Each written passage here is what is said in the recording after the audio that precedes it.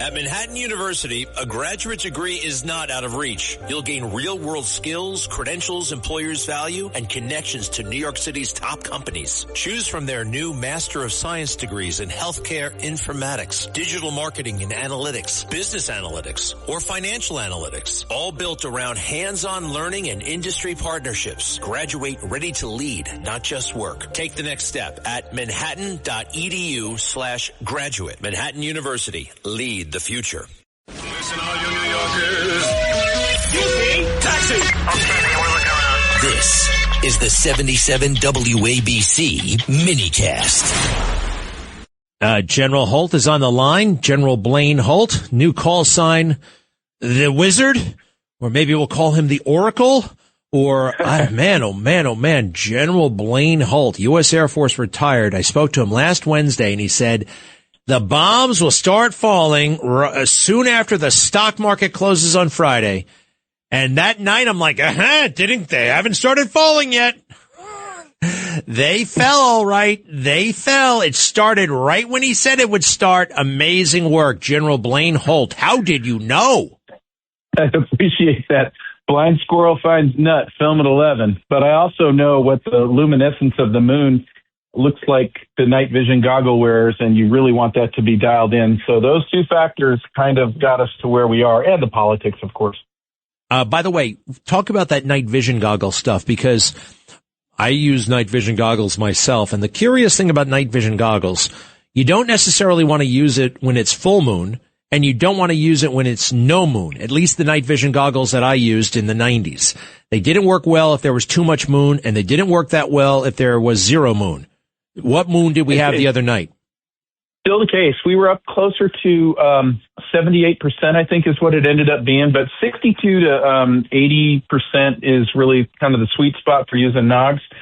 And, I remember flying into Bagram with a C-17 in a snowstorm, not to make it any more cool, but half the runway was taken out for construction. And with the snow and the bad luminescence, we could barely see anything. And so I know President Trump wants to de-risk everything he can for our service people. And so I'm certain that they painted to him, this is a very, very good opportunity for us.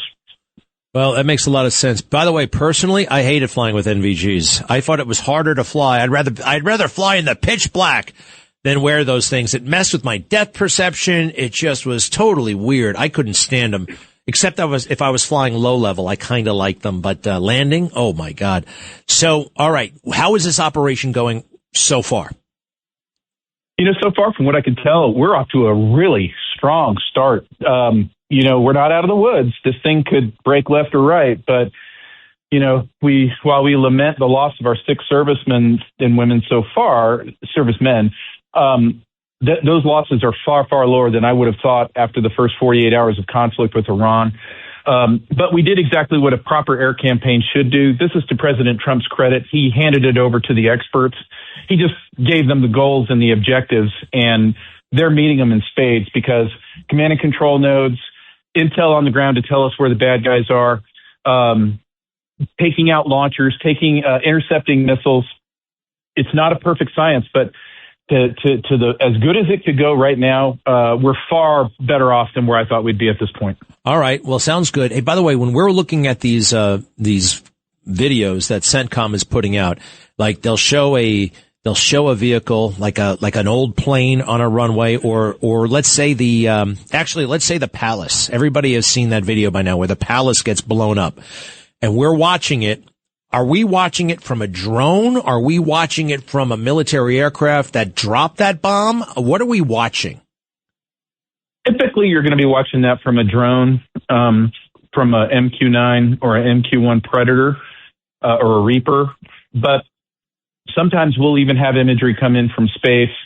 But when we want to do proper battle damage assessment and things like this. And so that the critical targets, we're going to have real-time video feeds if we can have it to the max extent that we can. And honestly, we've got assets there that are so good and so perfected after 2 fruitless wars in Iraq and Afghanistan.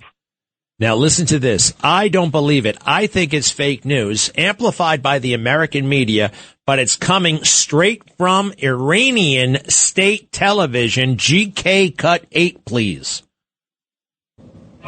Screams of terror as cars and buildings engulfed in flames. One strike hitting an elementary school and killing over 100 people, according to Iranian state media. The US now investigating and working to verify that report, saying it would never deliberately attack civilians. Never would. And also, what does happen though, authoritarian regimes come up with this story like every time, every single time. Now, maybe we make the mistake every single time, but I don't think so. No, I don't think so either. We're going to investigate it properly. And if it's a fratricide, we're going to own up to it. Certainly not intentional. But I have never seen in all of my years of military operations, I have never seen more propaganda, more disinformation, deep fakes, outright lies than I have during this conflict. And I think it's all about, there's no unified world that says, hey, it's great that the Ayatollah is gone. In fact, the world has not changed. In fact, there's this legion out there, it's global, that just wants to get Trump at all costs, no matter what. We will defend Venezuelan drug runners. We will defend the mullahs who are trying to make nuclear weapons. But we're going to create narratives, mainstream media, around the world that target Trump. And that's really all they're invested in.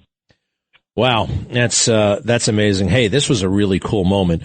I mean, friendly fire does happen. It happens.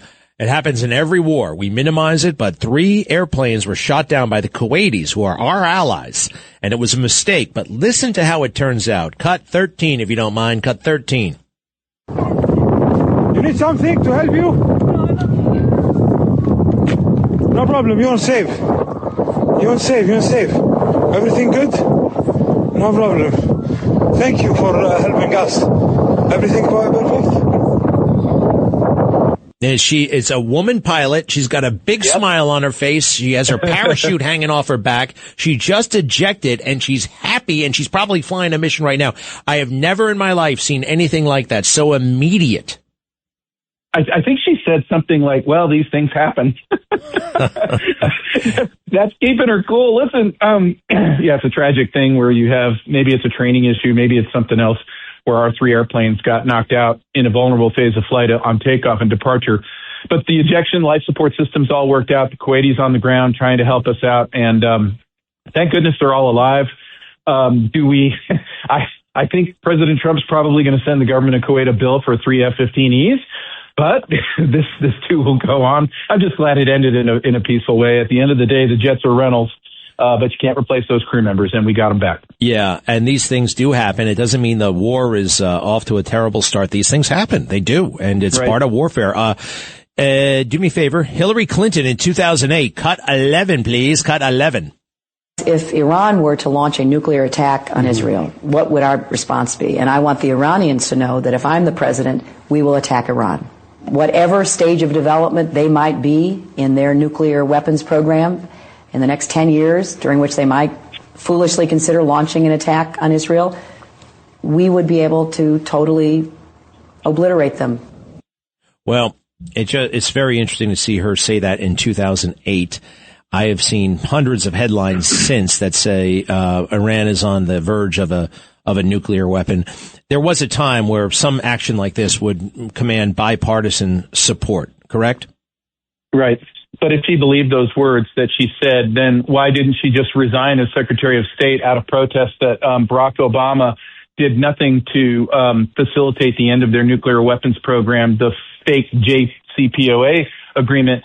So let's look at 2 presidents. You got President Obama, who sends airplanes full of cash over. We send airplanes full of bombs, and we don't bomb the Iranian people. We go take out their shadowy overlords that have done nothing but persecute the free Iranian people. Hillary Clinton's answer is, let's obliterate Iran. Are you kidding me? That's 90 million innocent lives. That's ridiculous. All you got to do is take out this terrible minority of death cult Shia Islamists, and then we have free Iran back, some of the greatest engineers, thinkers, and innovators in the world. And so what we want to do is not hijack a revolution. we want to allow the Iranian people to take back their country and let them pick their own leader. Thank you.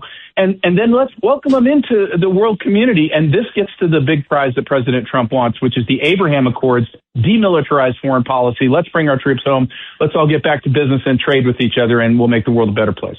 Wow. Wow. Yeah, she did talk about obliterating the whole country. We don't want to do that. A lot of innocent people. You're right. All right. Blaine Holt, General Holt. What is something you want to say or that you want to be asked that you haven't been asked? I feel like, we ask you a bunch of questions, you answer them perfectly, but what is something that we might be missing that needs to be said, that hasn't been observed, whatever? Okay, so I wrote an article on Newsmax.com. It's out today. Please go look it up on the Insiders page. But the thing I would say is Iran-Israel is not a stovepiped event. It is a battle in a much bigger global war. This war is with the financialists, the globalists, and President Trump is doing a grand job lighting up the cartels, lighting up the mullahs, lighting up all the illicit activity. And all these craven people want is more war because that's what they've lived off of. You've got to understand this is a much bigger, complex event, and it goes right on through D.C., corruption, and all of it.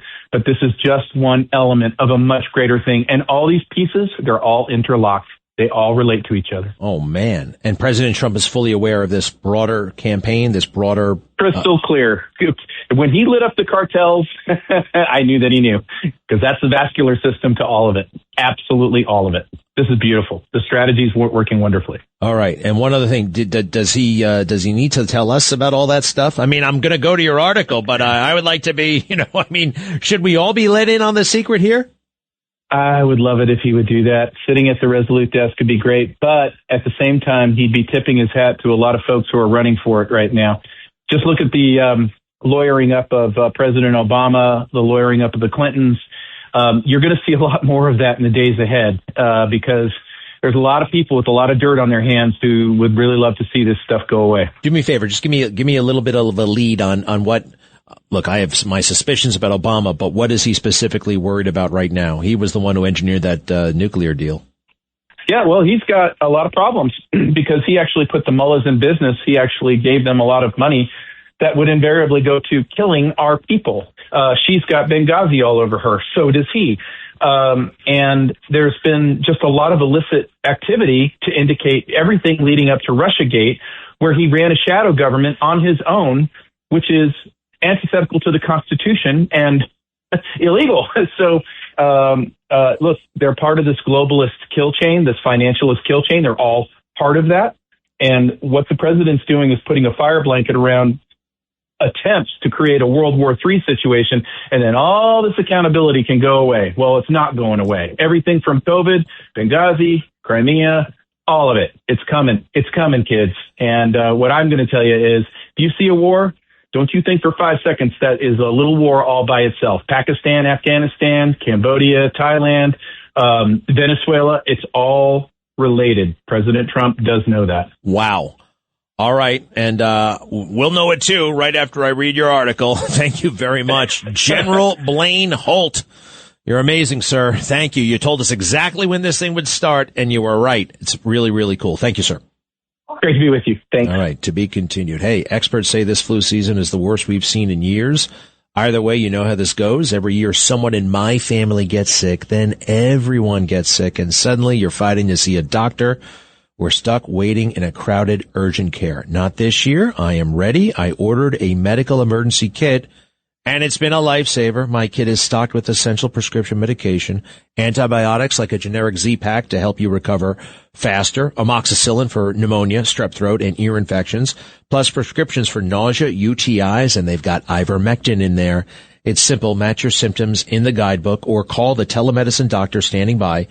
Treat yourself early and feel better faster. No waiting rooms, no pharmacy lines. I love my medical emergency kit, and you should get one too. And I got you $45 off when you use my code GREG, which spells Greg. That's the code. Just go to urgentcarekit.com, urgentcarekit.com/Greg, urgentcarekit.com/Greg, and use that promo code Greg.